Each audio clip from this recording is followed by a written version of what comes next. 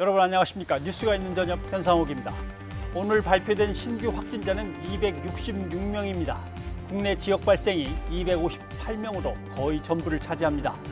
꼭 필요한 경우에만 외출하시고 외출할 경우 실내, 실외 어디서든 마스크를 착용해 주십시오.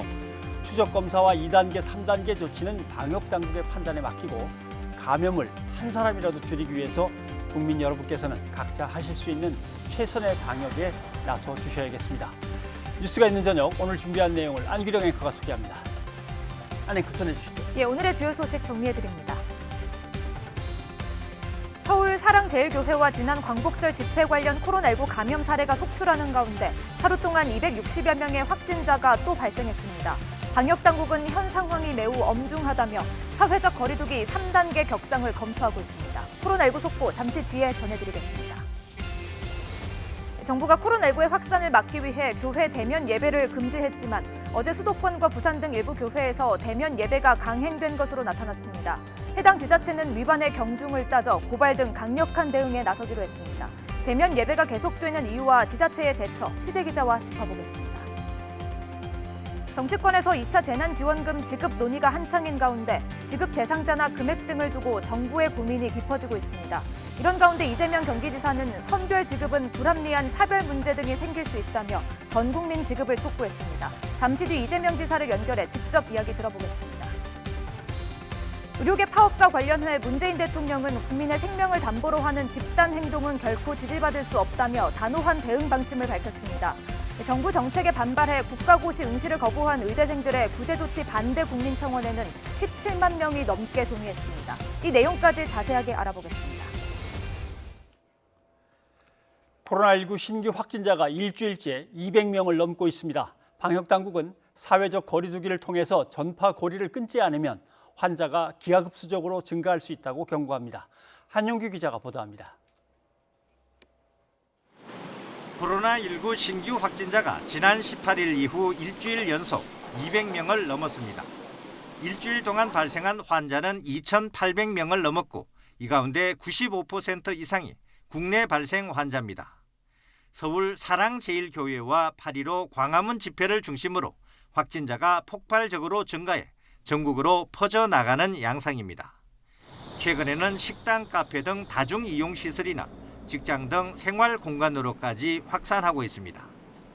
카페, 식당, 패스트푸드점, 마트, 식당, 방송국, 법원, 공공기관 등 어느 장소에서나 누구나 감염될 수 있고 저를 포함하여 누구도 감염으로부터 자유로울 수 없는 위험한 상황입니다. 최근 2주간 감염 경로를 알 수 없는 깜깜이 환자 비율은 18.5%로 직전 2주간에 비해 2배 이상 높아졌습니다.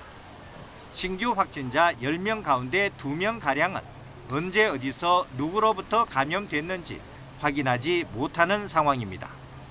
확진자는 증상 발생 이틀 전부터 감염시킬 수 있기 때문에 감염자 추적 방식의 현재 역학조사로는 한계를 보이고 있습니다.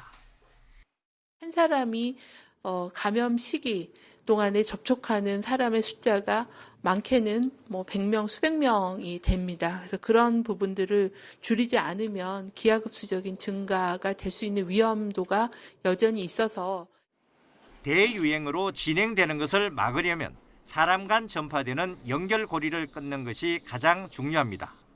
방역당국은 이번 주와 다음 주까지 사람 간 접촉을 줄이고 마스크를 철저하게 착용하는 것이 전국적인 대유행 여부를 판가름할 것으로 보고 있습니다. YTN 한영규입니다.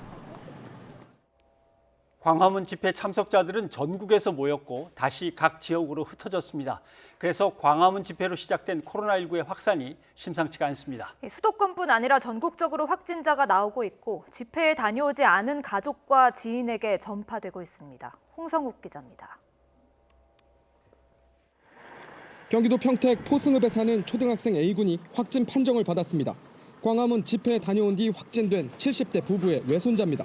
수원에서는 40대와 70대 여성, 유치원생까지 일가족 확진이 나왔습니다. 지난 22일 확진된 40대 남성의 가족인데 이 남성이 광화문 집회에 참석한 지인에게 옮은 뒤 잇따라 전염된 겁니다. 경북 경산의 60대 확진 부부는 지난 10일 사랑제일교회를 방문하고 이후 광화문 집회에도 참석했던 것으로 드러났습니다. 광화문 집회발 감염이 집회에 다녀오지 않은 가족과 지인들로 줄줄이 이어지고 있습니다. 서울 광화문 8월 15일 집회와 관련하여서는 조사 중인 40명이 추가로 확진되어 현재까지 누적 확진자는 총 176명입니다. 집회 당일 투입됐던 경찰 9,500여 명 중에서도 2명이 추가 확진돼 양성 판정을 받은 경찰관은 7명으로 늘었습니다. 광화문 집회발 확산은 잠복기를 고려할 때 더 늘어날 가능성이 크다는 게 문제입니다. 실제로 지난 18일 첫 확진자가 나온 뒤로 조금씩 늘다가 21일부터는 하루 수십 명씩 확진자가 급증하고 있습니다. 발생 지역도 서울과 경기, 인천, 부산, 대구, 광주, 강원 등 모두 13곳으로 전국 곳곳에서 나왔습니다. 일부 교회와 광화문 집회에서 시작된 감염이 추가적으로 전파, 확산되는 것은 이번 주부터 본격적으로 확인될 것입니다. 확산 우려 속에서 강행한 대규모 집회가 코로나19 전국 확산의 통로가 될 것이라는 어두운 전망이 현실이 되고 있습니다. YTN 홍서옥입니다. 수도권 집단 감염의 중심에 있는 사랑제일교회발 감염자가 거의 900명에 이르고 있습니다. 이른바 N차 감염도 속출하고 있는데 양성률까지 높습니다. 서울의 검사자가 양성 판정을 받는 비율이 22%에 달합니다. 김지환 기자입니다. 사랑제일교회발 코로나19 확진자는 모두 875명. 지난 12일 첫 확진자가 나온 뒤 불과 12일 만에 900명 가까이 폭증한 겁니다. 이 가운데 수도권이 822명이고 비수도권도 8개 시도에서 53명이 나왔습니다. 확산세도 전방위적이어서 다른 교회는 물론 의료기관부터 학교까지 21곳으로 퍼져나갔고 이른바 N차 감염자만 115명입니다. N차 감염 확산을 막기 위해 현재 총 186개의 장소에 대해서 역학조사가 진행 중에 있습니다. 더 큰 문제는 검사받은 사람들의 확진 비율을 나타내는 양성률입니다. 사랑제일교회와 관련한 서울 지역 검사자의 양성률은 21.7%. 서울시 전체 양성률과 비교하면 무려 34배나 높습니다. 2,162명에 대해 검사하여 최초 확진자 제외하고 양성 470명, 음성 1,667명, 나머지는 진행 중입니다. 경찰은 사랑제일교회의 방역 방해 혐의 수사에 속도를 내고 있습니다. 전담 수사팀을 꾸린 경찰은 현재 압수수색으로 확보한 교회 컴퓨터와 교인 명단 등을 분석하고 있습니다. 교회 측이 보건당국에 제공한 교인 관련 정보와 일치하는지 누락이나 조작이 없었는지 집중적으로 살펴보고 있습니다. 특히 광복절 집회 당시 전국 각지에서 올라온 전세버스 명단도 확보해서 불법 행위 여부를 수사하고 있는 것으로 전해졌습니다. 방역당국과 경찰은 통신기록 확보, 익명검사까지 동원하며 확산 저지에 총력을 기울이고 있습니다. 김창룡 경찰청장은 사랑제일교회의 방역 방해 혐의뿐만 아니라 방역당국이 전광훈 목사를 탄압하기 위해 가짜 확진자를 만들고 있다는 가짜뉴스에 대해서도 법과 절차에 따라 엄정하게 수사하겠다고 밝혔습니다. YTN 김지환입니다. 서울에선 특히 감염 경로를 알 수 없는 이른바 깜깜이 환자의 비율이 크게 높아졌습니다. 방역당국은 민주노총 집회를 포함해 광복절 집회 참석자 전원에게 검사를 권고하는 등 확산을 줄이기 위해 안간 힘을 쓰고 있습니다. 구수본 기자입니다. 교회부터 극단, 버스 회사까지 서울의 코로나19 확산세는 여전합니다. 게다가 경로가 확인되지 않은 깜깜이 환자가 늘고 있어 방역당국을 긴장시키고 있습니다. 동시다발적인 집단 감염이 발생한 직후 깜깜이 환자 비율은 22% 정도. 하지만 점점 비율이 늘어 40%를 넘나들고 있습니다. 과거 이태원 클럽이나 쿠팡 같은 그런 단일 규모의 유행 전파하고는 양상이 굉장히 다르고 동시다발적으로 또 미분류의 신규 감염원들이 많이 발생하고 있기 때문에 서울시는 최대한 빨리 감염자를 찾아내 추가 확산을 막는다는 방침입니다. 우선 확진자가 발생한 민주노총 집회를 비롯해 지난 15일 집회 참석자 전원에게 검사를 권고했습니다. 이미 지난 19일 집회 신고된 33개 단체에 공문을 보내 검사를 요청했습니다. 광화문에 한정하지 않고 8.15 집회 참석자들은 모두 진단 검사를 받으실 수 있도록 각 보건소 및 선별진료소의 지침을 시행하였습니다. 확산 속도를 따라잡기 위해 25개 자치구에 역학조사 지원반을 파견하고 역학조사요원 인력풀을 구성해 상황에 따라 즉시 투입한다는 계획입니다. YTN 구수본입니다. 전남 순천의 대형마트 푸드코트와 관련된 코로나19 집단 감염의 연결고리가 확인됐습니다. 방역당국은 서울 관악구에 있는 한 업체에서 열린 설명회가 문제가 된 것으로 보고 역학조사를 벌이고 있습니다. 김경수 기자입니다. 전남 순천시 홈플러스 푸드코트에서 발생한 집단 감염의 시작점이 드러났습니다. 관련 확진자 11명 가운데 1명이 앞서 서울 관악구에 있는 업체 무한그룹의 설명회에 갔던 사실이 확인된 겁니다. 무한그룹이라는 업체가 주최하는 설명회에 8월 13일에 참석하신 것을 확인을 했고, 또 근데 이 같은 설명회를 다녀오신 분들 중에 추가적으로 확진자들이 확인되는 것이 그 연결 지점이 확인이 돼서 연관성이 확인된 만큼 방역당국은 순천 푸드코트 확진자들을 무한그룹 관련 환자로 다시 분류했습니다. 이에 따라 지난 20일 첫 환자가 발생한 무한그룹 관련 확진은 25명이 됐습니다. 문제는 순천 푸드코트 사례처럼 서울이 아닌 시도에서 확진자가 대부분 나왔다는 점입니다. 전국으로 감염이 더 퍼질 우려가 큰 겁니다. 방역당국은 지난 10일부터 20일 사이 무한그룹을 방문했다면 증상이 있든 없든 검사를 받으라고 당부했습니다. 또 방문 판매업체 행사에는 참석하지 말아달라고 다시 한번 강조했습니다. 고위험 시설인 방문 판매 업체는 집합 금지 명령을 준수하고 중장년층께서는 방문 판매 관련된 행사 또는 다단계 업체, 가상화폐 관련 사업 설명회 등은 참여하지 말아 주시기를 당부를 드립니다. 방역당국은 무한그룹이 가상화폐 관련 업체로 추정되지만 정확한 업체 성격은 조사 중이라고 밝혔습니다. 해당 업체가 방문 판매나 다단계 업체라면 집합 금지 명령을 어겼을 가능성이 큰데 서울시는 조사 과정에서 위법 사항이 발견되면 구상권도 청구한다는 방침입니다. YTN 김경수입니다. 사회적 거리두기 3단계가 고심되고 있는 상황입니다. 지난 주말 일부 교회들은 대면 예배를 그래도 강행해서 논란이 일고 있습니다. 관련 상황을 취재 기자와 함께 알아보겠습니다. 이현아 기자. 네. 예. 그러니까 어쩌다 한두 교회가 지키지 않았다 이게 아니고 서울과 부산에서는 꽤 여러 교회가 지키지 않은 모양입니다. 그렇습니다. 일단 부산을 먼저 좀 살펴보도록 하겠습니다. 예. 지난 주말 부산시에서는요. 부산 지역 내 1,700여 개의 교회에 대한 일제 점검을 진행을 했는데 그 결과 270곳이 그 행정명령을 위반하고 대면 예배를 강행한 것으로 나타났습니다. 이는 이제 전체 부산 내 교회 중에 15%에 달하는 수치인데요. 부산시는 대면 예배 진행한 이 교회에 대해서 우선 집합금지 명령을 내리고요. 이를 다시 어기는 교회에 대해서만 형사 고발할 방침이다라고 밝혔습니다. 서울시도 지난 일요일에 교회 3천여 곳에 대한 집합 제한 명령 준수 여부를 점검을 했습니다. 자, 그런데 서울 시내 전체 교회 인은요, 그 6천여 곳 56% 정도를 점검한 수치인데요. 그 결과 교회 17곳에서 인원 20명을 초과해 대면 예배를 진행하다 적발이 됐습니다.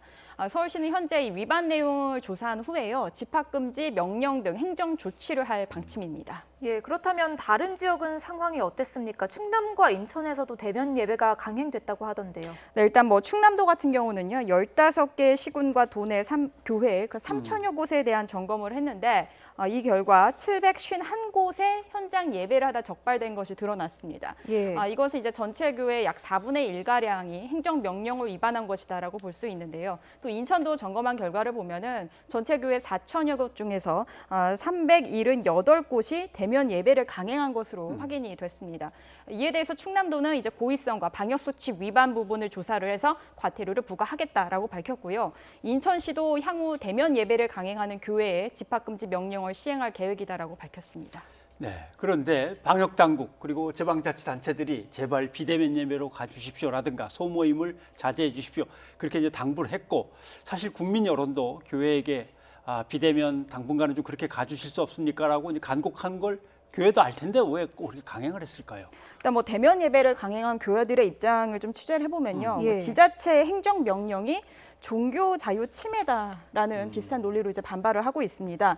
특히 보면은 그 부산 기독교 총연합회 측은 행정명령 철회와 뭐 대면 예배 강행 등을 촉구하는 내용을 담은 문서를 뭐 지역 교회에 보내는 등 특히 거세게 반발하고 있는 예. 모습인데요.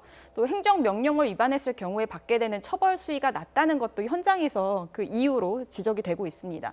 현행법에 따르면은 300만 원 이하 벌금형을 받을 수 있게 되는데 예. 이 정도면은 뭐 차라리 벌금을 내겠다 이런 목소리가 나올 수도 있다는 겁니다. 예. 관련 내용 들어보시겠습니다. 형사처벌 조항이 있다고 하더라도 행정당국에서는 고발 조치를 하고 나중에 형사처벌을 받는 것은 시간이 굉장히 많이 소요된 이후이기 때문에 이 행정 현장에서 이 행정조치를 따라야 할 주체들이 그것을 불이행할 경우에 그 즉각적으로 강제할 수 있는 방안은 사실상 좀 없다고 봐도 무방한 그런 상황입니다. 네, 여기에 또 취재를 해보면은 지자체 담당 공무원들이 참석자 명단을 강제하러 또 확보하기가 매우 어려운 네. 상황이라서 현장 구충이 더 좀 가중된다라는 이야기가 나오고 있습니다. 예. 근데 결론적으로 봤을 때 이제 종교의 집회와 자유도 중요하지만 다른 국민에게 엄청난 피해를 입힐 수 있는 활동이라면 스스로 자제할 수 있는 태도가 무엇보다 중요하다는 것이 현장 목소리 또 전문가들의 지적입니다. 네. 어찌 보면 다른 데서는 못하더라도 종교만이 할 수 있는 거죠. 또 그런 활동은 예를 들면 이웃과 또 더 나아가서는 지역사회와 국가를 위해서 이런 것들은 교회가 오히려 품어 안아야겠다. 이렇게 좀 크게 마음을 좀 써주셨으면 하는 바람이 간절하군요. 예, 이현아 기자 수고했습니다.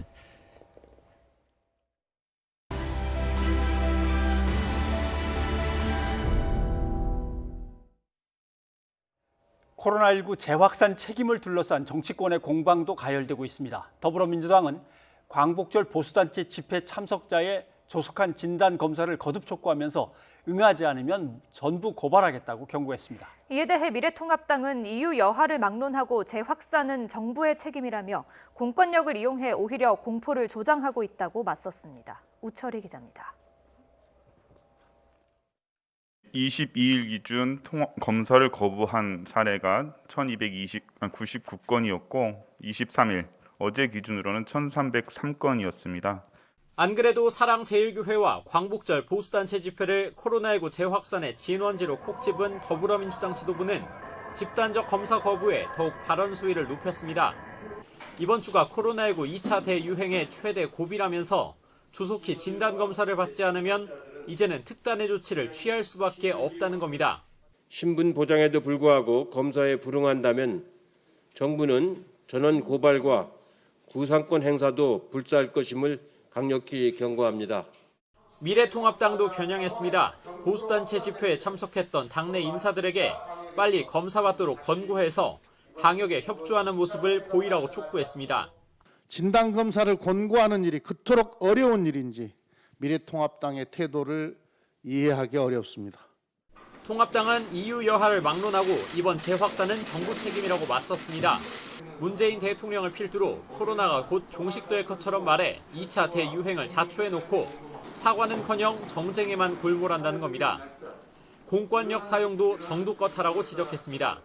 공권력이 국민의 기본권을 침해하는 조치들은 국민께 양해와 협조를 구하는 자세로 해야지 국민을 범죄자처럼 여기고 공권력을 휘두르며 공포를 조장하는 것은 민주국가에서 지양해야. 하지만 집회를 연 보수단체와 엮일까 하는 우려에 공권력 사용을 대놓고 반대하기도 난감한 상황. 역공 포인트는 내로남불로 잡았습니다. 이해찬 대표의 고발과 구상권 청구 경고에 같은 날 대규모 집회를 한 민주노총에도 같은 잣대를 들이대라고 요구한 겁니다. 민주노총도 검사 받으래요? 그 좀 물어봐 주세요. 검사 당연히 받아야죠. 예, 그럼 국민들의 당연한 의무인데. 여야는 한 목소리로 엄중한 상황이라고 말은 하고 있지만 들여다보면 결국 남탓만 계속하는 형국이 이어지고 있습니다. YTN 우철입니다. 코로나 위기 극복을 위한 2차 긴급재난지원금 지급을 어디까지 어떻게 해야 할지를 놓고 정치권의 논의가 각양각색입니다. 1차 때와 다르게 이번에는 선별 지급에 무게가 실리는 가운데 모든 국민에게 지급해야 한다는 주장도 여전히 나오고 있습니다. 한현희 기자입니다. 지난 4월 총선을 불과 보름 정도 앞둔 상황에서도 1차 긴급 재난지원금을 국민 70%에게만 선별적으로 지급해야 한다는 게 민주당의 공식 입장이었습니다. 하지만 며칠 뒤 전 국민 지급 쪽으로 민주당 입장이 급변했습니다. 소득과 관계없이 계층과 관계없이 모든 국민을 국가가 보호하고 있다는 것을 한 번쯤은 제대로 보여주는 것이 굉장히 중요하다고 생각을 합니다. 2차 재난지원금과 관련한 민주당의 공식 입장은 아직 없는 가운데 지급 범위를 놓고 당 안에서 여러 의견이 본물 터지듯 나옵니다. 현재까지는 취약계층을 중심으로 한 선별적 지급 쪽에 좀 더 힘이 실립니다. 저는 제2차 재난지원금부터는 코로나19로 더 큰 어려움을 겪고 있는 취약계층을 중심으로 지급되어야 한다고 생각합니다.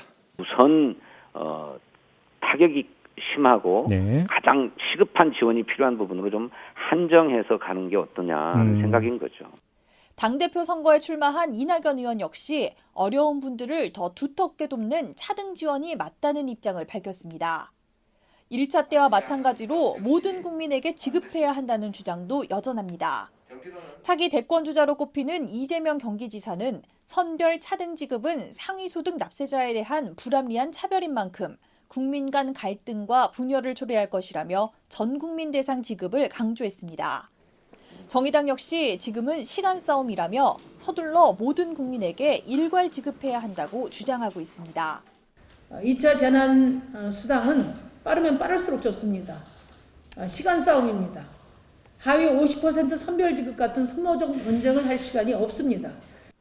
1차 재난지원금 지급 때도 선별적 지급을 주장했던 통합당은 이번에도 마찬가지 입장입니다. 다만 떠밀리듯 지급 찬성 입장을 표명했던 올 초와는 달리 이번엔 지원금 지급 주장에 여당보다 적극적인 모습입니다. 4차 추경을 해서 긴급 재난지원금을 갖다가 논하자는 데 있어서도 이 양극화 문제를 염두에 두고서 어디에 가장 집중적으로 지원을 해야지. 2차 재난지원금을 지급하려면 4차 추가 경정 예산이 필수적이지만 1년에 4차례 추경은 59년 만에 처음인 만큼 민주당으로서는 부담일 수밖에 없습니다. 따라서 일시적인 재난지원금에 머물지 않고 내년 예산까지 고려한 더 큰 규모의 대책을 마련해야 한다는 주장이 민주당 안에서 논의되고 있습니다. YTN 한현입니다. 네, 조금 전 리포트에서 들으신 대로 재난지원금 지급 대상을 놓고 논의가 활발합니다. 이재명 경기도지사를 연결해서 입장을 좀 들어보겠습니다. 이 지사님, 안녕하십니까? 네, 이재명입니다. 반갑습니다. 네, 2차 긴급재난지원금을 놓고 보수 야당과 여당이 이렇게 갈라지겠지라고 생각을 했는데 여당 내에서도 선별 지급해야 되는 것 같다. 뭐 소위 소득 하위로 50%에게만 지급하자 이런 주장이 나왔습니다. 어떻게 생각하십니까? 우선 뭐 최근에 지금 방역에 집중해야 되는데 재난지원금 지급 얘기를 하느냐 뭐 이런 논란들이 있기는 합니다만은 이 지금 코로나19는 의료 방역도 중요하지만 경제 방역도 중요하고 심리 방역도 중요하고 이 코로나19 극복에는 경제적 요인도 매우 중요합니다. 그래서 결국 이 경제적 위기를 극복하기 위해서 국가 재정을 어떻게 쓸 것이냐라는 문제여서요. 이게 복지 정책이라 불쌍한 사람, 어려운 사람을 도와주는 거라면 정말 하위 계층만 지급하는 게 맞는데 지금 경제적 어려움과 국가 국난을 극복하기 위해서 재정을 집행하는데 세금 많이 내는 사람들은 빼고 세금 안 내는 사람을 지원하게 되면 이게 세금을 내고도 지원받지 못하는 사람은 소외감을 느낄 것이고 가난하다는 이유로 지원받는 사람은 낙인을 찍히고 이렇게 해서 혼란과 분열을 야기하게 됩니다. 그래서 저는 이게 헌법상 평등 원칙에 위반되는 거다. 복지 정책이 아니지 않느냐. 불쌍한 사람을 도와주는 게 아니라 경제 정책이고 재난 극복책이다. 그러니까 공평하게 해야 된다. 이런 말씀을 드리는 겁니다. 네.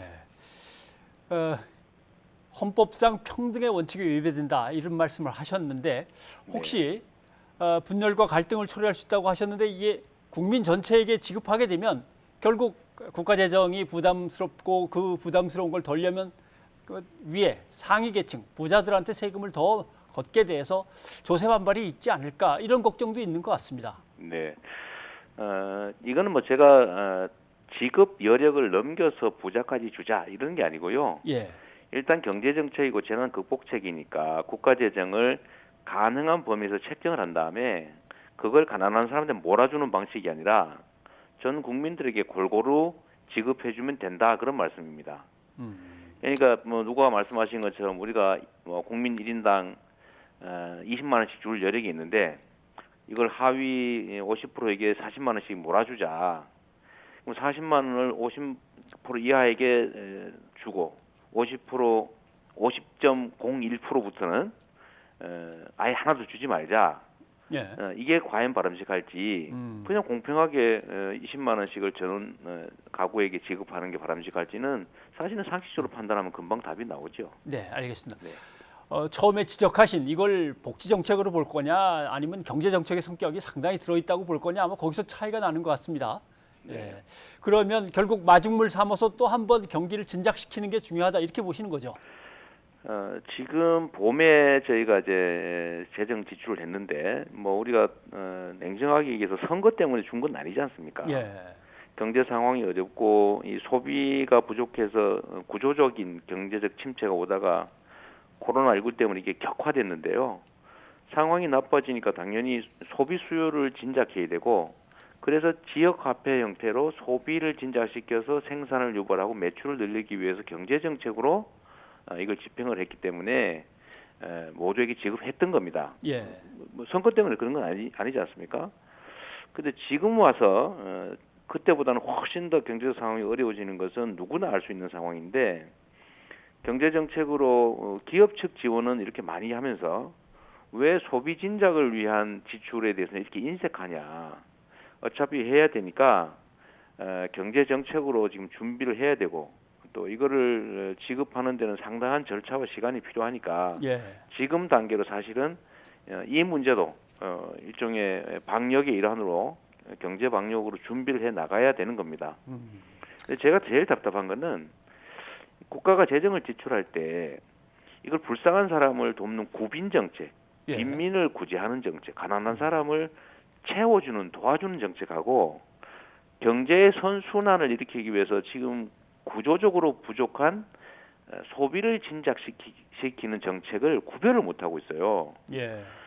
가난한 사람들한테 돈 주면 그게 경제가 살아나는 효과가 부수적으로 있겠지만 이거를 예를 들면 지역 화폐로 줘서 매출을 일으키고 중소상공인들이 매출이 늘어서 수입이 늘고 그러면 또 생산을 해서 물건을 대야 되고 하는 이런 경제 선순환 효과가 있는 게 지금 이번에 재난 기본소득으로 지급한 재난 지원금입니다. 예. 그런데 이거를 가난한 사람들 골라가지고 거기다가 현금으로 주고 나면 그냥 그걸로 끝이잖아요. 물론 뭐 거기서 돈을 쓰기도 하겠지만 그래서 이 경제 정책하고 복지 정책은 좀 구별하는 게 좋겠고 제가 하나 더 말씀드리고 싶은 거는요. 이게 경제 정책의 측면이 강하다는 거지 복지 정책적 성격이 전혀 없는 건 물론 아닙니다. 왜냐하면 개인들의 가처분 소득을 늘려주는 거니까요. 그러나 그 중에 어떤 데 더 중점이 있느냐를 봐야 되고요. 그런데 가난한 사람이라고 골라서 자꾸 지급하기 시작하면 처음에는 있을 때는 좋은데 결국은 이 돈을 누가 준비합니까? 결국 돈을 많이 버는 세금을 많이 내는 사람들이 부담하잖아요. 그들은 제외되게 되면 사회적 갈등이 벌어지고요. 그 사람들이 세금 내고 싶겠습니까? 저항이 생기고 분열이 발생하고 하죠. 그래서 결국은 가난한 사람만 골라서 지원해주자는 좋은 말 같지만 구조적으로 길게 보면은 크게 보면은 사실은 가난한 어려운 사람들을 지출 총량을 늘리지 못하게 해가지고 더 손해를 보게 합니다. 예. 진정으로 가난하고 어려운 사람을 지원하는 것도 아닌 거죠. 그래서 이 민주당이 지금까지는 뭐 아동수당도 예를 들면 학교 급식도 다 보편적으로 지급하지 않습니까? 근데 이 문제만은 왜 이렇게 굳이 선별하려 그러냐? 그것도 선거 전에는 이렇게 다 주는 걸로 결정을 했는데 지금 상황이 뭐 객관적으로 바뀐 것도 아닌데 굳이 이렇게 분리해서 선별 지급할 필요가 있느냐 그런 생각이 들었습니다. 네. 지금 좀 상황이 위중하다 보니까 외출 자체를 갖다가 대단히 이제 자제해 달라고 부탁을 하는 상황입니다. 이런 상황이 계속 간다 하더라도 나름대로 긴급 재난 지원금은 충분히 매출을 올리는 효과가 나오겠습니까? 그렇습니다. 이게 사람들이 꼭 외출해서 외식하는 데만 쓰는 건 아니고, 예. 뭐 예를 들면 배달을 해서 집에서 쓸 수도 있는 것이고요. 예. 또 뭐 가구나 가전을 살 수도 있는 것이고, 필요한 물품들을 사야 되는데 문제는 돈이 없어서 못 쓰는 거지 쓸 기회가 없어서 못 쓰는 건 아닙니다. 그 약간의 장애 요인이긴 하지만요. 그래서 이런 경우는 지금 우리나라 경제가 공급 역량은 충분한데 기술혁명도 있고 자본도 충분하고 투자하려고 하면 얼마든지 돈은 있지 않습니까? 그런데 수요가 부족해서 못하고 있기 때문에 이 수요를 늘려주는 게 불가피하고, 특히 코로나19로 사람들이 움직이지 않으면서 소비가 줄어들어서 경제에 치명적 타격을 가하고 있기 때문에 3개월 안에 반드시 써야 되는 지역 화폐로 주면 어떤 형태로든 소비를 하게 되죠. 그러면 이게 경제 선순환이 생기고 경제의 추락 정도가 조금 완화될 수가 있는 겁니다. 네, 알겠습니다. 역시 문제는 재정입니다. 홍남기 부총리는 이번에 주게 된다면 100% 전부 다 국채 발행으로 해서 줄 수밖에 없다라는 얘기를 꺼냈는데, 지금 경기도로 치면은 한 4조가 좀 넘을 거고 전체 국민을 치면은 한 15조가 좀 넘을 것 같습니다만은 재원 마련에 대한 생각은 어떠십니까? 그러니까 우리가 지금 현금으로 가지고 있는 건 없고, 그러니까 일반 회계를 조정해서 하는 건 한계에 봉착한 건 저도 알고요. 당연히 미래의 재원, 그러니까 국채를 발행해서 지급한 다음에 나중에 그걸 갚는 방식으로 갈 수밖에 없습니다. 그런데 우리도 개인도 일상적인 삶을 살 때 내가 지금 뭐 중병이 걸렸다든지 우리 가족들이 대학을 가야 되는데 등록금이 없다든지 하면 미래의 재원으로 갚기로 하고 돈을 빌려서 등록금도 내고 수술비도 마련하고 그러지 않습니까? 예. 마찬가지로 지금 현재 100만 원 또는 뭐 20조하고 5년, 10년 후에 20조는 가치가 완전히 다른데, 지금 이 어려울 때 그 귀한 돈을 쓰고 나중에 좀 여유가 있을 때 갚는 게 정상적인 경제 활동의 방식입니다. 다만 이런 빚이 너무 많으면 안 되는 건데, 전 세계적으로 보더라도 평균적으로 GDP 대비 국채 비율이 보통 한 100%, 110%쯤 되고요.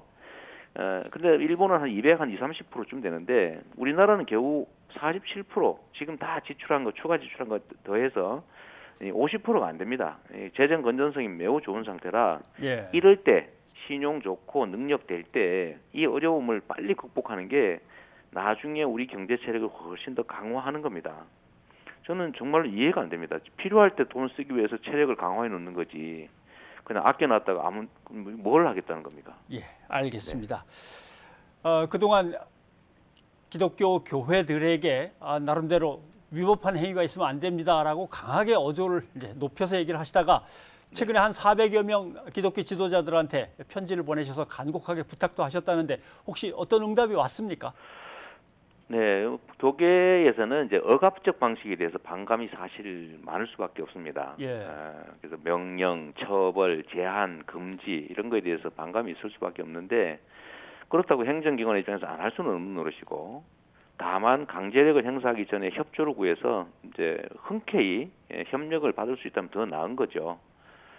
그래서 당연히 저희가 하던 일 중에 일부러 다 모일 수는 없기 때문에 제가 개별적으로 편지를 드려서 협력을 요청드렸고, 또 이 점에 대해서 우리 목사님 몇 분이 아까 문자가 이제 왔는데 이렇게 존중해줘서 고맙다, 우리도 적극적으로 협력하겠다 이런 말씀이 있으셨어요.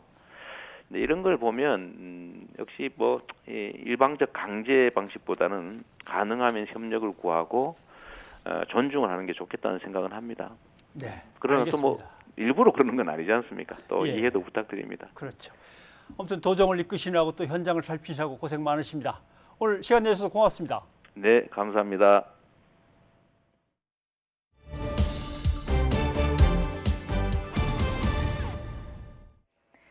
정부의 의대 정원 확대 정책에 반발하며 의사협회가 전면 파업을 선언한 가운데 일부 의대와 의전원 학생들이 국가고시 응시 거부 움직임을 보여 논란이 일고 있습니다.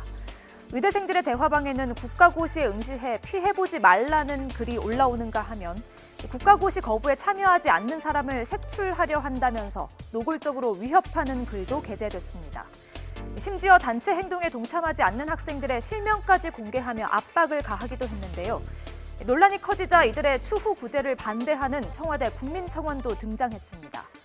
청원인은 의대생들이 단체로 시험을 거부하는 것은 나라에서 어떤 식으로든 구제해 줄 것이라는 믿음이 있었기에 가능한 일이라며 시험 거부를 투쟁의 수단으로 쓰는 집단은 거의 없다면서 의대생들이 특권을 누리고 있다고 비판했는데요. 해당 청원은 오늘 오후 7시 기준 17만 명이 넘는 동의를 얻었습니다.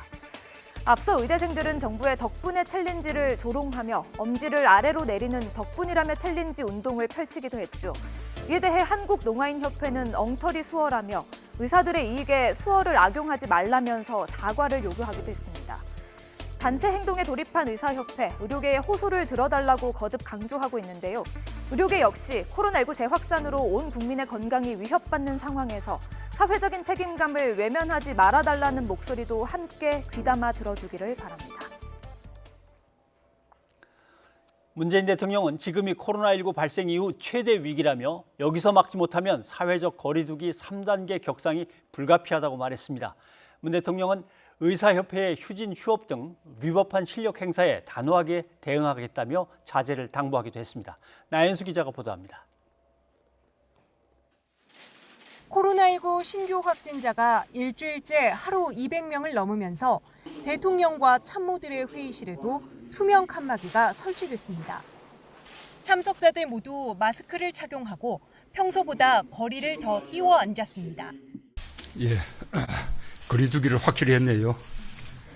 문 대통령은 지금을 코로나19 발생 이후 최대의 위기로 규정하면서 모두 발언을 시작했습니다. 어떠한 종교적 자유도 집회와 표현의 자유도 국민에게 피해를 입히면서까지 주장할 수 없다며 공권력의 엄정함을 세우겠다고 거듭 강조했습니다. 특히 정부의 의대 정원 확대 정책 등에 반발해 집단 행동을 예고한 의사협회를 향해서는 휴진, 휴업 등의 위법한 실력 행사에 단호하게 대응하겠다고 경고했습니다. 상황이 안정된 뒤에 대화로 해법을 찾자고 손을 내밀었습니다. 의료계의 집단 행동도 자제해 주시기 바랍니다. 코로나 확산 저지에 국가적 역량을 모아야 할 상황에서 국민의 생명을 담보로 하는 집단 행동은 결코 지지받을 수 없습니다. 문 대통령은 지금 단계에서 코로나19 확산을 막지 못하면 사회적 거리두기 3단계로 갈 수밖에 없다면서 최악의 상황까지 가지 않도록 모두가 힘을 모아달라고 당부했습니다. 3단계 격상은 결코 쉽게 말할 수 있는 선택이 아닙니다. 일상이 정지되고 일자리가 무너지며 실로 막대한 경제 타격을 감내해야 합니다. 의료 체계까지 무너질 수 있습니다. 전국으로 확대한 사회적 거리두기 2단계를 철저히 시행하고 병상 준비에도 차질이 없도록 하라고 지시했습니다. 문 대통령은 이번 주 국무회의와 기독교계 지도자들을 청와대로 초청한 자리에서도 방역 대책을 세우고 협조를 구하는 데 초점을 맞출 것으로 보입니다. 코로나19 초기의 신천지 사태 때보다 상황이 훨씬 엄중하다고 본 문 대통령은 정부도 비상한 각오로 감염자가 폭증할 수 있는 절체절명의 시간을 이겨내겠다고 강조했습니다. YTN 나연수입니다.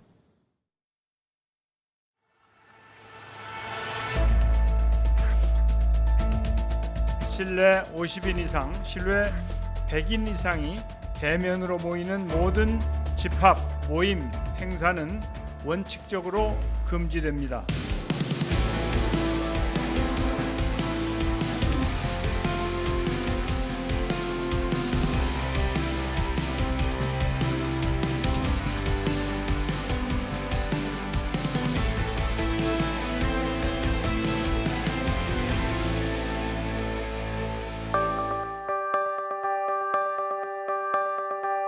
좀 더 강력하게 해야 된다고 봐야 돼요.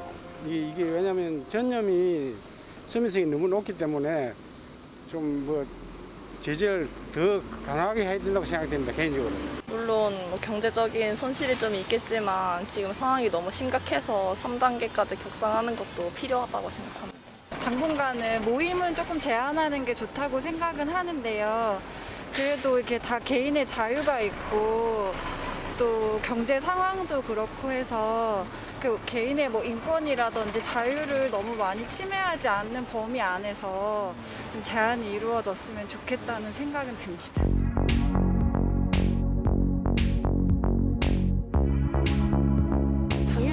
된다고 생각을 해요. 축의금이나 부조금 같은 거로 이제 봉투로 대신을 하고, 그리고 지금 저희도 못 가고 있어요. 지금 한 2, 3개월째. 주말에 토요일 날 사촌언니 결혼식장이 있었는데 못 갔거든요. 50인 제한이 있다 해서. 인생에서 한 번뿐인 결혼식인데 그냥 너무 미안한 마음이 커요. 어쩔 수 없는 게. 안타깝긴 한데 확산을 막는다는 의미에서 그건 어쩔 수 없다 생각하고 그 피해가는 부분에 대해서는 아무래도 예식장이나 그래서 잘 조율해가지고 아무래도 보전을 해줘야 되지 않을까 이렇게 생각했습니다. 오늘부터 서울시 마스크 의무화 적용이 됐는데 내 건강과 그 모두의 건강을 지키기 위해서 꼭 써야 된다고 생각합니다. 의료진 분들 너무 힘쓰시고 방금도 세브란스 갔다 왔는데 너무 더운데 방호복 입고 계시고 하는 모습이 진짜 너무 감사하면서도 저희가 진짜 예방수칙 잘 지켜야 된다 생각밖에 안 드는 것 같아요.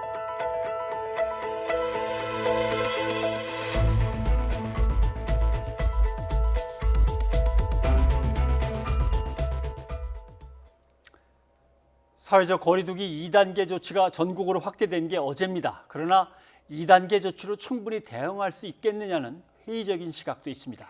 방역 당국은 지금의 상황이 매우 엄중하다고 보고 거리두기 3단계로의 격상을 검토하고 있습니다. 이승훈 기자입니다. 방역 당국이 거리두기 3단계 격상을 고민하고 있습니다. 2단계를 전국에 확대한 지 불과 하루 만입니다. 그만큼 상황이 심각하다는 겁니다. 신규 환자 10명 가운데 2명 정도가 이른바 깜깜이 환자라 더 불안합니다. 확진자의 상황에 대한 계속돼서 저희가 엄중하게 지금 보고 있고 3단계 부분들에 대해서도 저희들이 지금 이제 적극적으로 검토를 하고 있다라는 그런 말씀을 드립니다. 거리두기 3단계는 2주 평균 하루 200명의 환자가 나오고 환자가 하루 새 2배 이상 느는 이른바 더블링이 주 2회 이상일 때 발령합니다. 3단계가 되면 2단계인 지금과 달라지는 게 많습니다. 먼저 10명 이상 실내 모임이 금지됩니다. 또 프로야구와 축구 등이 중단되고 학교와 어린이집의 휴원 그리고 일반 직장의 재택근무가 권고됩니다. 지금보다 더 많은 불편을 감수해야 한다는 겁니다. 방역당국이 논의와 검토를 강조하고 나선 것도 이런 이유입니다. 코로나19 대유행이 중대 고비를 맞으면서 방역당국의 고민 역시 커지고 있습니다. YTN 이승훈입니다. 학교 현장도 방역 비상이 걸렸습니다. 학생과 교직원의 코로나19 확진자가 크게 증가해서 전국 11개 시도에서 1,800여 개 학교의 등교 수업이 중단됐습니다. 조희연 서울시 교육감은 수도권에서 고3을 제외한 모든 학생의 원격 수업을 제한했고 유은혜 부총리도 3단계에 미리 대비하겠다고 밝혔습니다. 신현준 기자입니다. 학생과 교직원의 확진자 급등세가 심상치 않습니다. 최근 4일간 확진자는 학생이 70명, 교직원이 22명 추가돼 누적 확진자는 학생 283명, 교직원이 70명이 됐습니다. 전체 확진자의 4명 중 1명이 최근 사흘 새 나온 셈입니다. 사정이 이렇자 전국 11개 시도 1,845개 학교에서 등교 수업이 이뤄지지 못했습니다. 등교 수업이 시작된 지난 5월 20일 이후 최대 수치이고 첫 4자릿수 등교 중단입니다. 지역별론 광주가 577곳으로 가장 많고 경기 용인이 268곳, 청주 267곳, 인천 서구 166곳 등이 문을 닫았습니다. 유은혜 부총리 겸 교육부 장관은 수도권 지역의 사회적 거리두기 3단계가 언제라도 나올 수 있는 상황이라며 필요한 준비를 하겠다고 밝혔습니다. 방학 기간이 끝나고 본격적으로 개학을 하는 이번 주가 우리 학교에서는 가장 중요한 한 주가 될 것입니다. 조희연 서울시 교육감은 선제적으로 수도권 학교를 원격 수업으로 전환하자고 제안했습니다. 특히 서울과 경기는 상당히 심각한 상황이기 때문에 혹시 제한적으로 9월 11일까지가 굉장히 심각한 국면이기 때문에 그때 혹시 원격 수업의 가능성이 있는지 여부 정도만. 현재 전국에 거리두기 2단계 조치가 내려져 고등학교를 제외한 학교가 등교 인원을 3분의 1로 줄였지만 3단계가 되면 고3을 빼곤 등교 수업이 중단될 수 있습니다. YTN 신현주입니다. 2차 재난지원금 지급 문제가 본격화하고 있는데 1차와 달리 2차 지원금은 선별 지급에 무게가 실리고 있습니다. 홍남기 경제부총리는 재원 마련에 대해 100% 국채 발행이 불가피하다고 밝혔습니다. 보도에 오인석 기자입니다. 예산을 총괄하는 기획재정부는 14조 원 이상이 들어간 1차 재난지원금 지급으로 2분기 소득 분배 지표가 개선됐다는 입장입니다. 홍남기 경제부총리는 긴급재난지원금과 저소득층 소비 쿠폰 등 코로나19에 대한 정책 대응으로 이전 소득이 지난해보다 81% 늘어난 것이 분배 지표 개선에 큰 영향을 미쳤다고 밝혔습니다. 그러면서 코로나19로 생계 유지가 어려운 취약계층에 대한 보호 노력을 지속하고 강화하겠다고 말했습니다. 하지만 2차 재난지원금 지급 논의가 본격화하면서 정부의 재정관리 부담도 커지고 있습니다. 홍남기 부총리는 2차 재난지원금 지급 여부는 이번 주까지 상황을 보고 추후에 판단할 사안인데 2차 재난지원금은 1차 때와 같은 형태로 이루어지기는 어렵다고 밝혔습니다. 추가적인 지출 구조 조정을 할 수 있는 여지는 없다 이렇게 보십니까? 앞으로 이런 비슷한 재난지원금을 주게 된다면은 제가 보건대는 100% 국채 발행에 의해서 의존할 수밖에 없는 상황입니다. 1차 지원금 때는 정부가 세출 구조 조정으로 8조 원 이상 61% 정도를 충당했습니다. 하지만 코로나19 대응으로 세 차례 추경이 편성되면서 이미 상반기 재정 적자 규모가 110조 원을 넘어섰고 추경 재원으로 37조 원이 넘는 적자 국채가 발행되는 등 이미 재정 관리가 쉽지 않은 상황. 이에 따라 2차 재난지원금은 어려운 계층에 맞춤형으로 지급되는 선별 지급에 무게가 실리고 있습니다. 정부는 2차 재난지원금 지급엔 목적이 분명해야 한다면서 현재는 방역에 총력을 기울일 때라고 밝혔습니다. YTN 오인성입니다.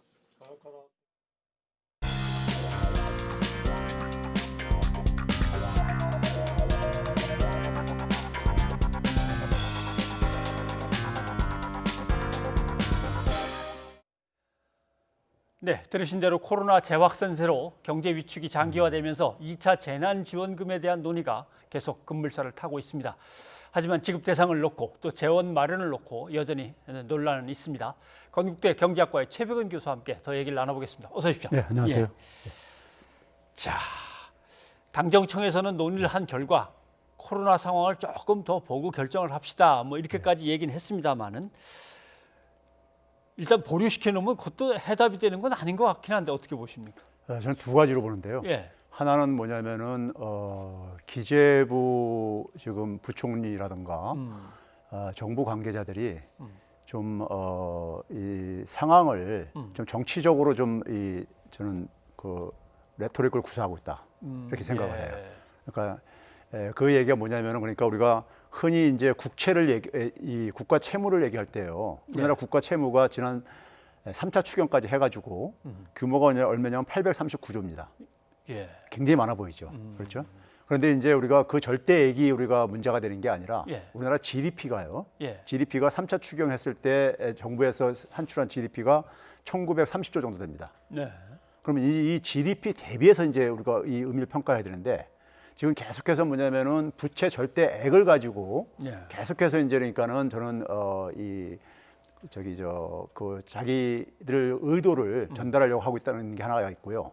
그 다음에는 뭐냐면 민주당의 일부 국회의원들이 제가 볼 때는 제대로 지금 이해도가 떨어지시는 분들이 많아요. 지금 그러니까 상황에 대한 이해도가 굉장히 이해를 제대로 못한 상황 속에서 그 평가하거나 아니면 또 주장을 하는 경우들이 좀 많이 있다고 봅니다. 그러다 보니까는 이게 지금 혼선을 빚고 있는데. 그러니까 사실 정확한 이해를 전제로 해가지고 거기에 대한 과학적인 정책이 나와야 되는 것이거든요. 그리고 빨리 해야 되는 겁니다. 타이밍이 굉장히 중요하거든요. 1차 때 한번 그런 한번 실수를 했으면은 반복하면 안 되는 거죠. 근데 홍남기 부총리가 정치적으로 너무 레토릭을 구사하는 거 아닌가 하는 얘기 하셨는데 또 부총리 입장에서는 야, 이렇게 되면 그다음에 또 산업이 무너지고 무슨 산업 지원 돈 들어갈 일이 계속 밀려들 텐데 아마 이런 걱정을 하는 거 아닐까? 자, 제가 이제 구체적으로 말씀드릴게요. 자, 우리가 지금 이제 1차 추경 때, 아니 1차 재난지원금 때요. 규모가 14조 3천억 원이었습니다. 14조 3천억 원을 한 번 더 편성한다고 할 때 채무가 아까 국가 채무가 839조에서 14조 3천억 원만 증가하겠죠. 그렇죠? 그다음에 GDP도 그만큼 이상이 증가합니다. 근데 최소한 그만큼만 증가한다 하더라도요. 한다고 가정을 하고 그다음에 또 한 가지 고려해야 될 게 뭐냐면요.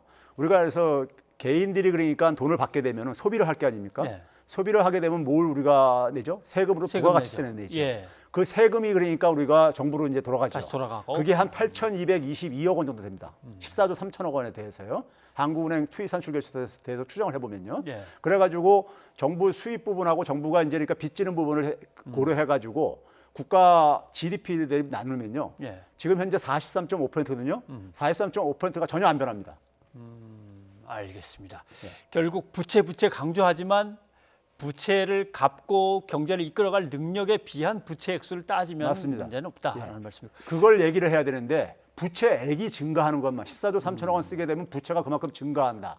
이렇게 얘기하니까 이건 굉장히 정치적인 언술이라는 얘기죠. 조금 전에 경기도 이재명 지사는 뭐 한 30만 원씩 해서 2차 지원금 다 쫙 돌립시다라고 이제 얘기를 하셨는데 어떠십니까?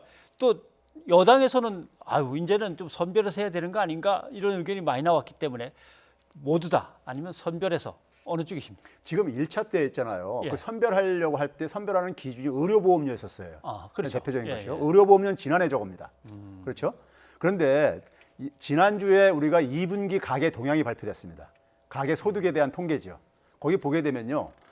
대개 이제 일반 언론 보도로는 이제 그러니까 5분위만 이렇게 발표됐는데 10분위로요. 그러니까 한 10%씩 끄는 이제 10분위로 보게 되면요. 상위 10%조차도요.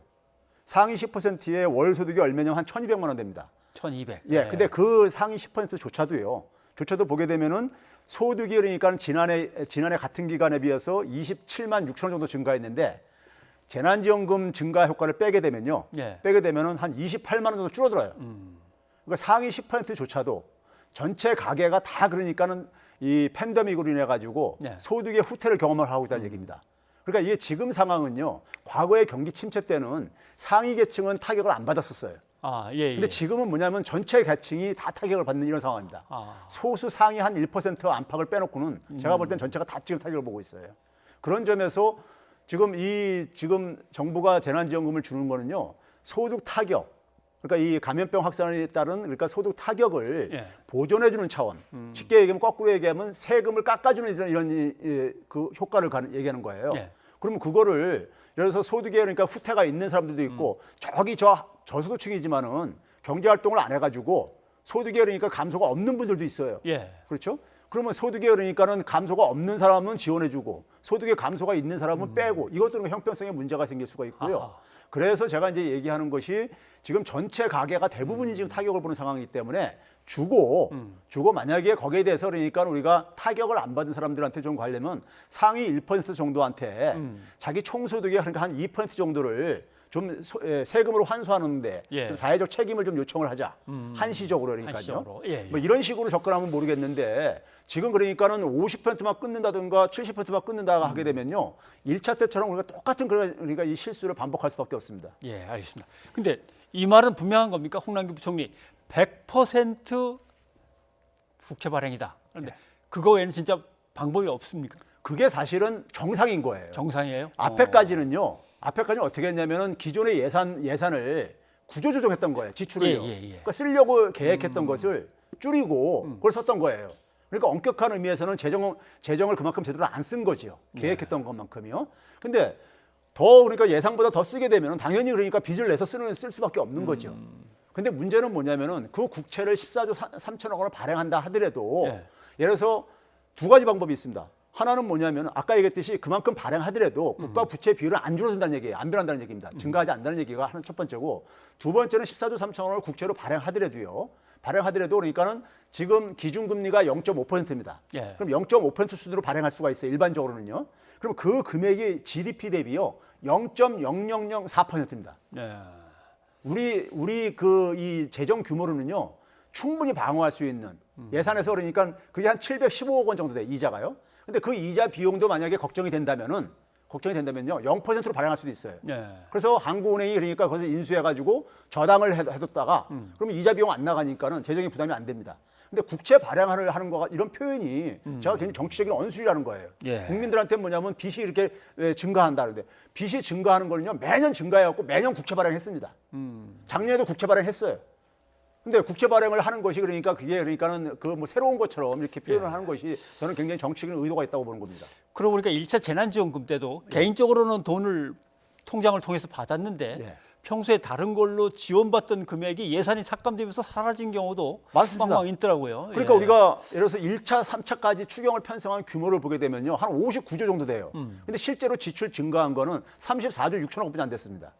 그게 왜 그러냐면 기존에 이제 쓰려고 했던 것을 많이 줄여서 그런 겁니다. 예. 이게 눈속임수죠. 그럼 기존에 예산 줄이는 건 이제 그렇다 치고 이번에는 공무원 봉급을 줄여서 줍시다. 이 얘기도 나왔습니다. 공무원 봉급 글쎄요. 지금 공무원 봉급을 줄일 상황인지는 잘 모르겠습니다만 공무원들이 뭐 엄청나게 받아가는 아니고 하위 공무원들이 많지 않나요?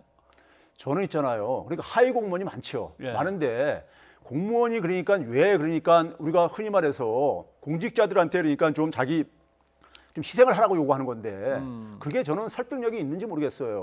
오히려 그것보다는 상위 1%라든가 이런 고소득계층한테 좀 사회적인 책임을 그러니까 노블리스 오블리주 차원에서 좀 한시적으로 좀 세금을 더 좀 부담 좀 해라. 이렇게 요구하는 것이 오히려 사회 정의에 부합을 하지. 대다수 그러니까 공무원들은 지금 상당히 그러니까 방역 이런 지금 상황에서 굉장히 과로도 하고 있고 그러는데 거기다가 그러니까 소득까지 깎자 그러면은 그러니까 공무원들은 그러니까 월급이 안 줄기 때문이라는 얘기인데 월급 안 주는 계층이 공무원뿐이 없습니까요? 사실이요. 그렇지 않잖아요. 그리고 하위 공무원들 같은 경우는 사실 여전히 어려운 분들도 많이 있고요.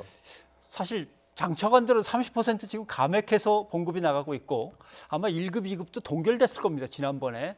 그래서 사실 이제 손을 댄다면 하위만 남았는데 하위 공무원들한테 손을 댄다도 정치적으로 상당히 부담스러운 일인데 이건 뭐 아무튼 그러니까 고위공직자가 그렇게 자기 책임만 다하는 모습은 좋다 이겁니다. 근데 이제 우리가 제가 얘기했듯이 개인소득 기준으로 해서 고소득자 상위 한 1% 정도에다가 우리가 요구하는 것이 더 그러니까 우리가 사회 정의에 부합한다 이거죠. 알겠습니다. 자, 2차 재난지원금 뭐 논의해서 어떻게든 나온다라고 하면 말씀하신 대로 시기가 빨라야 되는 거예요. 추석 전엔 나와야겠죠. 맞습니다. 지금 있잖아요. 우리가 흔히 자영업자한테만 초점을 맞추는데요. 우리 임시직, 일용직 있잖아요. 이런 일자리가 지금 뭐냐면 이런 방역 상황 속에서는요. 이 팬데믹 상황 속에서는 직격탄을 맞아요. 일자리가 다 날아갑니다. 이분들이 한 600만 개 일자리가 됩니다. 600만 개 일자리도 지금 위기에 처하고 있는 것이고요. 당장이요. 그러니까 최소한이 그러니까는 이 자영업자 한 650만에다가 임시직, 일용직 600만. 하게 되면 1250만 정도가 지금 이게 위기의 지금 상황에 놓인 거예요. 그리고 그 나머지들도 굉장히 많이 있죠. 뭐 프리랜서라든가 이런 사람들도 많이 있고요. 그러니까요. 그렇죠? 그러면 이제 이런 거를 고려할 때 보게 되면 지금 이미 그러니까 사태는 진행이 되고 있어요. 사람들이 이렇게 활동이 위축되고 그러다 보니까요. 그럼 이 사람들이 쓰러지고 난 다음에 그 다음에 지급하면요. 효과가 굉장히 반감합니다. 이렇게 세우기가 늦어요. 그러니까요. 이렇게 세우는데 비용이 더 많이 들고요. 그래서 신속하게 해야 되는 겁니다. 알겠습니다. 소비 절벽에 또는 고용 대란에 경제 충격을 최소화하려면 빠르고 전격적으로 빨리 시행을 했으면 좋겠다는 말씀이겠군요. 예, 고맙습니다. 교수님. 네, 감사합니다.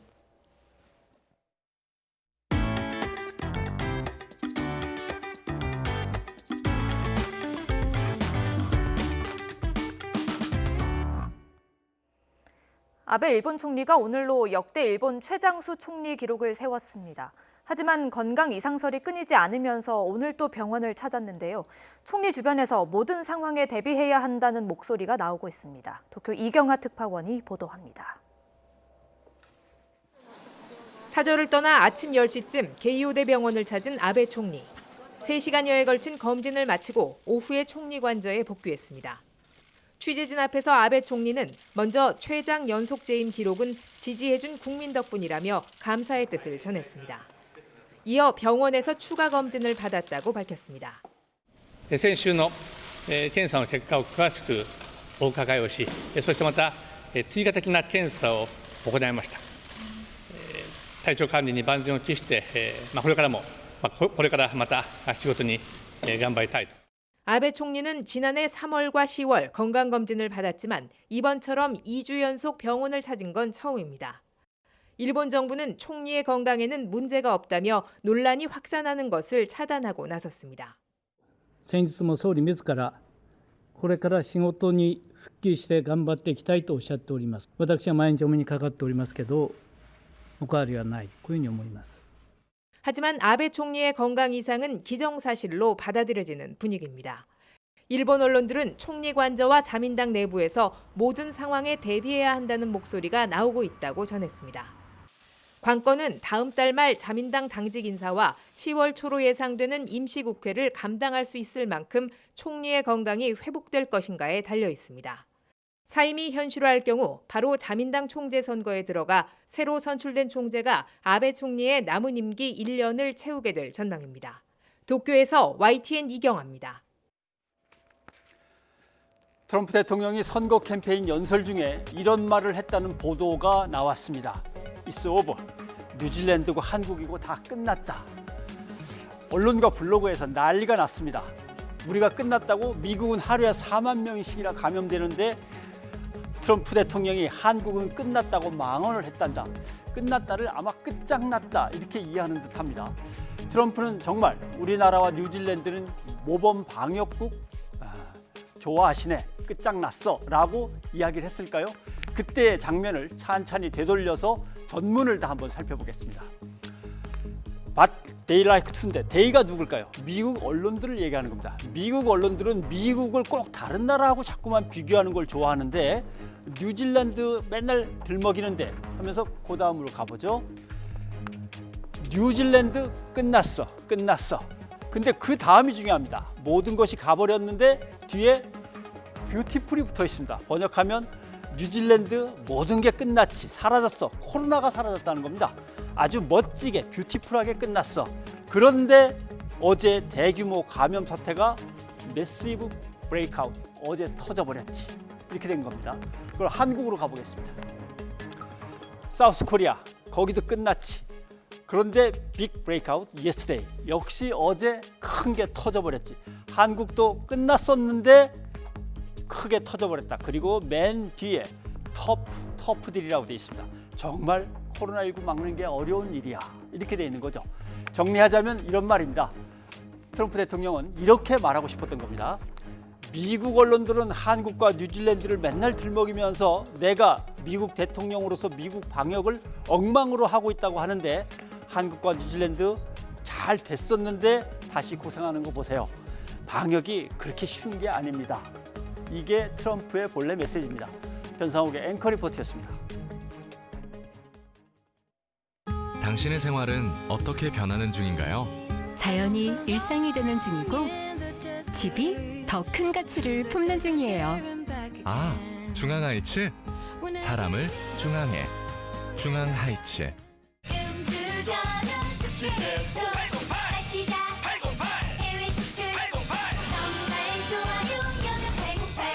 신제품 여명천사. 여명천사? 정말 좋아요. 우리는 간절히 원합니다. 제대로 된 관문공항. 여러분께 묻습니다. 시끄럽고 위험한 기회입니까? 24시간 조용하고 안전한 가덕입니까? 이용이 편리하고 경쟁력 있는 곳이어야 합니까? 불편하고 경쟁성 없는 곳이어야 합니까? 환경을 파괴하고 미래가 없는 김해공항 확장. 친환경적이고 미래가 있는 가덕 신공항. 미래도 가덕이 안 됩니까? 이제는 결정할 때입니다. 순천향대학교 천안병원에서 의료진 감염 확산이 심상치 않습니다. 예, 간호 인력 9명과 가족 1명 등 현재까지 10명이 확진됐습니다. 일단 외래 진료가 하루 중단됐는데요. 질병관리본부는 추가 조치가 필요한지 살펴보고 있습니다. 이문석 기자입니다. 지난 주말 순천향대학교 천안병원에서 의료진 확진자가 나왔습니다. 간호사 2명과 간호조무사 1명. 병원 측은 이들과 접촉 가능성 있는 동료와 환자, 보호자 등 1000여 명을 검사했습니다. 이 과정에 동료 간호사들과 확진자 가족 등이 추가로 양성 판정을 받았습니다. 의료진 가운데 추가 확진자들이 나오면서 병원 측은 외래 진료를 하루 휴진했습니다. 병원에선 진료 예약자들에게 전화와 문자로 휴진 사실을 전했다고 했는데 모르고 찾아왔다 돌아간 환자들도 목격됐습니다. 예약 취소됐거나 통보가 오면은 괜찮은데 통보가 안 와가지고 그래서 왔다 이제 헛걸음하고 가는 거예요. 확진된 간호사들이 근무한 응급 중환자실과 내시경실은 바로 폐쇄됐습니다. 다만 입원 중인 환자들은 차질 없이 진료를 받았습니다. 걸렸다고 한 거는 좀 안타깝게 생각을 하는데 의료진을 엄청 믿고 있어요, 지금. 해당 병원은 질병관리본부가 추진하는 중부권역 감염병 전문병원에 선정된 곳. 방역당국은 감염 확산 규모와 양상을 자세히 지켜보며 추가 폐쇄 등 필요한 조치를 취해 나가기로 했습니다.